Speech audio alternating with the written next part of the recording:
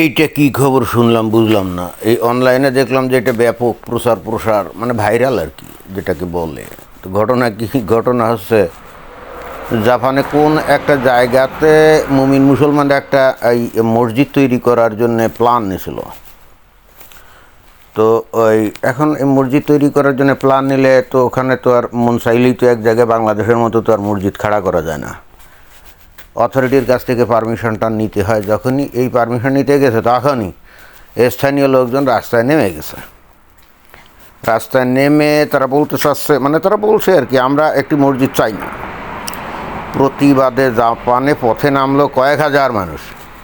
জাপানের মতো একটা দেশে কয়েক হাজার মানুষ পথে নামা কিন্তু অনেক বিশাল ব্যাপার।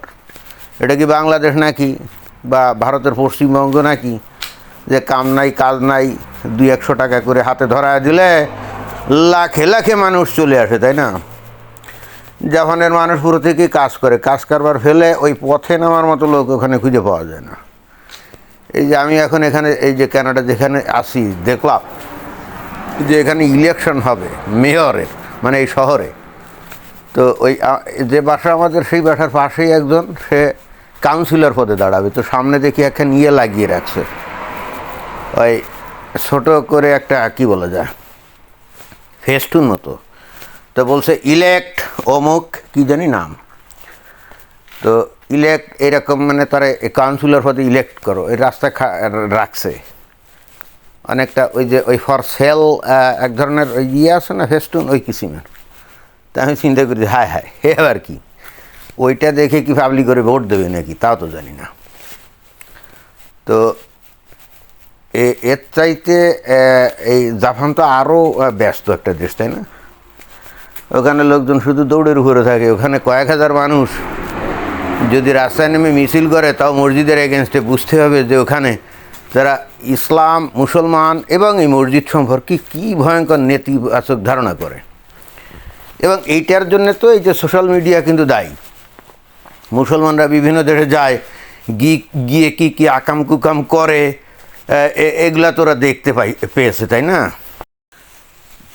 এই জাপানের লোকজনের বক্তব্য হলো, যেটা আমি খবর টবর ভালো করে পড়লাম, তাদের বক্তব্য হলো যে হ্যাঁ, ভালো কথা, কিছু মুসলিম দেশের লোকজন এই জাপানে এসে কাজকাম করতে, আয় উপার্জন করতে, এবং আয় উপার্জন করে দেশে টাকা পাঠায় তাদের পরিবার পরিজনের ভালো থাকার জন্য। তারা তো এখানে ইসলাম প্রচার করার জন্য আসে নাই, তারা তো এখানে ইসলাম পালন করার জন্যও আসে নাই। আর যদি তাদের সেটাই লক্ষ্য হয়ে থাকে, তাহলে সে দেশ জাপান না, তাদের তাহলে ওই আবার দেশে ফিরে যেতে হবে। সেখানে গিয়ে তারা মসজিদ বানাক, ইসলাম প্রচার করুক, এতে আমাদের কোনো আপত্তি নাই। বাট আমাদের যে কালচারাল লাইফ, আমাদের যে কালচারাল সোসাইটি, এখানে ইসলামের কোনো সুযোগ নেই। অর্থাৎ at any cost they will restrain, they will resist building a mosque there. একেবারে ক্লিয়ার কাট বক্তব্য।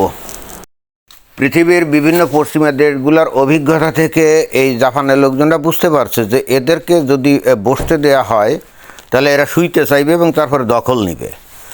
তো এখন ওরা তো ওদের কালচার নিয়ে, তাদের সমাজ ব্যবস্থা নিয়ে অত্যন্ত সচেতন, এবং এ ব্যাপারে তারা রিজিড।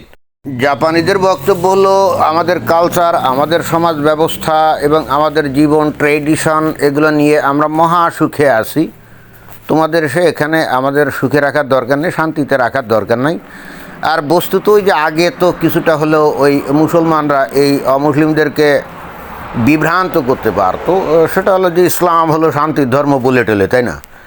তো এখন অলরেডি এই ইন্টারনেটের কল্যাণে ইসলাম যে কত প্রকারের শান্তির ধর্ম, সেটা তো বুঝে গেছে। তো জাপান বস্তুত অন্যান্য পশ্চিমা দেশ যে ভুলটা করেছে, সেই ভুল করতে তারা রাজি না। এবং আমার কাছে অনেকটা মনে হয় যে জাপান এই যে চায়না দ্বারা প্রভাবান্বিত। ওই যে চায়নায় যেমন সেখানে কোনো রকম ফাজলামির কোনো সুযোগ নাই। চায়নাতে যেমন ওই যে উইঘুর সম্প্রদায় যেখানে থাকে, যারা নাকি মুসলমান, তো ওখানে তো আমরা শুনছি বা দেখছিও, অনেক ছবি টবিতে তো দেখছিও, শত শত না হাজার হাজার মসজিদ ভেঙে সেগুলোকে নাকি টয়লেট বানিয়েছে। কি অদ্ভুত ব্যাপার, তাই না?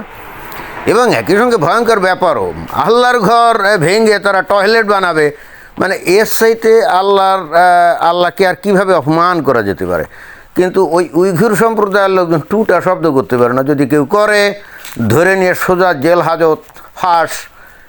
এবং শুনছি নাকি ওদের লক্ষ লক্ষ লোককে কনসেন্ট্রেশন ক্যাম্পে নিয়ে ঢুকিয়ে মাথা থেকে ইসলামের ভূত নামানোর জন্যে নাকি ওরা কাজ করে যাচ্ছে। এখন কিভাবে ভূত নামায় কে জানে। তবে জাপানিদের জন্য এটা একটা মানে বিশাল আফসোসেরও বিষয়, কারণ তাদের সামনে সত্য ধর্ম হাজির হলো, তারা গ্রহণ করলো না, তারা ওয়েলকাম জানালো না, তাদের উপরে তো আল্লাহ গজব নাজিল করবে, তাই না? এমনি তো ওই জাপানে প্রতিনিয়ত গজব নাজিল হয়, ভূমিকম্পের দেশ না, প্রত্যেক দিনই নাকি ওখানে কিছু না কিছু ভূমিকম্প হয়, আর মাঝে মাঝে তো বড় বড় ভূমিকম্প হয়। তো এই যে মসজিদ তৈরি করতে দিচ্ছে না বা প্রতিবাদ করছে, এবং দিবেও বলে মনে হয় না, কারণ এত লোক যখন রাস্তায় নেমে গেছে তখন কর্তৃপক্ষ সাহস করবে না ওখানে মসজিদ নির্মাণের অনুমতি দিতে, এটা একেবারে 100% গ্যারান্টি দিয়ে বলা যায়। তো তাহলে এই গজবের দেশ এই জাপান, গজবের এই কারণে বলছি যে ওখানে তো প্রতিনিয়ত এই যে ভূমিকম্প হয়, তাই না?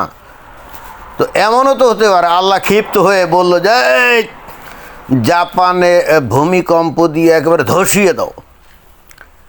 এমন হলে অস্বাভাবিক হওয়ার কোনো কিছু নেই। একমাত্র সত্য ধর্ম ইসলাম, তাকে তারা কি ওয়েলকাম জানাচ্ছে না, তাই না? এবং তাদের ওই মরার পরে 72 হুরের সাথে যৌন কাজের কোনো আগ্রহ নাই, মানে এটা কোন ধরনের কথা? আরে আমরা যারা বাংলাদেশের মানুষ, আমরা তো দিন রাত স্বপ্ন দেখি হুরের, তাই না? তো এই জাপানের লোকজন তো মনে হচ্ছে বোকা, ওরা নাকি এবার জ্ঞানে বিজ্ঞানে টেকনোলজিতে অনেক উন্নত, তো এত বড় ওদের সুযোগ দিচ্ছে, এই ইহজগতে মজা রঙ্গ তামাশা করো, মরার পরে 72 হুরের সাথে যৌন সঙ্গম করবা। ইসলামের পুরস্কার তো এটাই, আপনি যদি ইসলাম অনুসরণ করেন তো এর পুরস্কার কি? পুরস্কার তো ওটাই। তো জাপানের লোকজন এইটা জানার পরেও এটা যদি প্রত্যাখ্যান করে, তাহলে ওদের চাইতে হতভাগা জাতি এই পৃথিবীতে আছে কি না আমার কাছে সন্দেহ লাগছে। আসলে জাপানিরা আসলে বুঝলো না। আমি যতটা জানি জাপানের অধিকাংশ লোকজন নাকি নাস্তিক, আর একটা বড় অংশ শিন্টো ধর্ম পালন করে, কিছু লোকজন আবার ওই যে বৌদ্ধ ধর্ম পালন করে। এখন শিন্টো ধর্মটা কীরকম কে জানে। একবার এক জাপানির সাথে কথা হয়েছিল, আমি জিজ্ঞেস করেছিলাম যে তোমাদের শিন্টো ধর্মটা কী জিনিস। বলে যে ওরা নাকি তাদের পূর্বপুরুষ যারা মারা গেছে তাদের স্মরণে নাকি তারা উপাসনা করে। তো আমি বললাম যে ওদের স্মরণে উপাসনা করে ফায়দাটা কী? সঠিকভাবে উত্তর দিতে পারে নাই, কারণ ওরা তো ধর্ম নিয়ে তো অত মাথাটা ঘামায় না, ওটা ওখানে আবার বুদ্ধিস্ট আছে। তো যাই হোক, কথা হচ্ছে যে যেখানে বাংলাদেশ, পাকিস্তান সহ অন্যান্য বিভিন্ন দেশের মুমিন মুসলমান ওখানে গেছে কাজের জন্য, তাই না?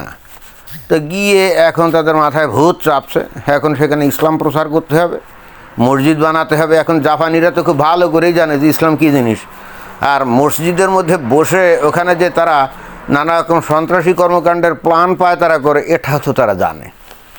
মনে হয় যে এটাই সবচাইতে বড় কারণ যে তারা ওইটা করতে দিতে চাচ্ছে না। এখন দেখা যাক কী হয়। ধন্যবাদ।